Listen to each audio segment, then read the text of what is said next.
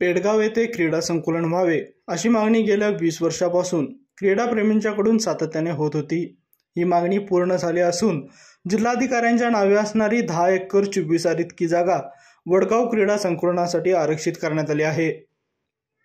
वडगाव हे मध्यवर्ती शहर असल्यामुळे या ठिकाणी संकुलन झाले तर आसपासच्या गावातील सुद्धा खेळाडूंना याचा फायदा होईल, हा यामागचा प्रमुख हेतू होता।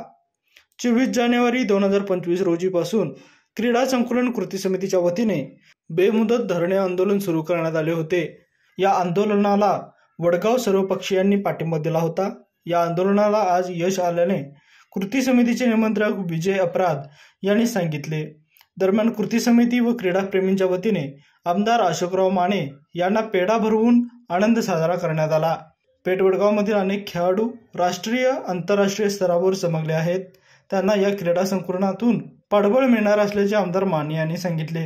खरोखरच आहे, गड तट विसरून सर्व सरपंच, 30 गावातले सरपंच, सर्व प्रमुख नेत्यांनी ठराव करून ह्या क्रीडा संकुलासाठी जो पाठिंबा दिला तो अतिशय महत्त्वाचा आहे आणि त्या रेठा त्यांनी लावला आणि संघटना बळकट होती।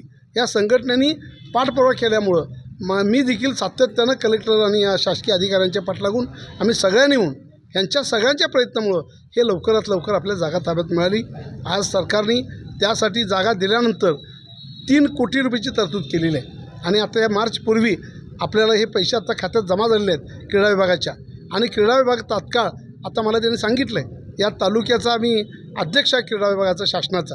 आता त्यांनी सांगितलं की आपल्याला तात्काळ त्याचं आर्किटेक्ट नेमायचं आहे आणि त्याचा प्रस्ताव तयार करायचा आर्किटेक्ट नेमून, आणि तो आर्किटेक्ट नेमल्यानंतर त्याचं जे प्लॅन आणि एस्टिमेट होतील ते शासनाकडे पाठवून आपल्याला ते मंजूर करून आपल्याला हे काम सुरुवात करायची आहे आणि नजीकच्या 2 ते 3 महिन्यामध्ये या कामाला सुरुवात होईल। 2 वर्षात हे इथं स्टेडियम असेल आणि क्रीडा संकुल पूर्ण होईल याची खात्री मला आहे। यावेळी पेठ वडगावचे माजी नगराध्यक्ष मोहनलाल माळी, डॉक्टर अशोक कुमार चौगले, संदीप पाटील, माजी नगरसेवक जवाहर सलगर, क्रीडा शिक्षक संताजी भोसले, वारणा दूध संघाचे संचालक महेंद्र शिंदे, हर्षल पाटील आदी उपस्थित होते।